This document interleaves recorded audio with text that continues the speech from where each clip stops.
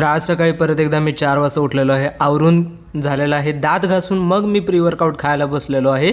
त्यानंतर मेडिटेशन आणि book reading आवरली. 8 तासांची चांगली झोप व्हायला, सो चांगलं वाटायला आणि अभ्यासात पण जरा लक्ष लागाले.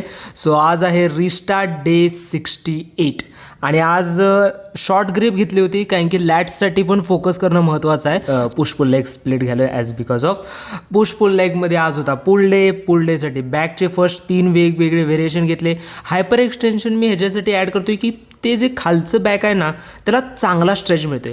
त्यानंतर बायसेप्ससाठी प्रिचर कर्ल तर आहेच आणि आज प्रिचर कर्लला पाहिजे तसा पंप तर आला नाही, खरं बायसेपला फील वालतं. Incline dumbbell press, sitting press काय म्हणता येईल त्याला म्हणा, खरं पंप चांगला येतोय खरं सांगायचं. आणि शक्स मी या दिवशी इन्क्लूड करायचं म्हणजे चांगलं वाटतंय आणि प्लस पोझिंग तर सँडोमधनं पण व्यवस्थित दिसालेच.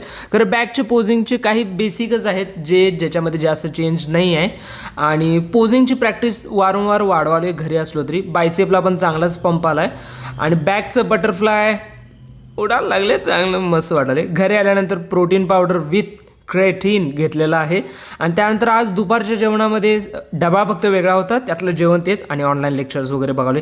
यार या TOC घंटा डोक्यात काय कळलं नाही.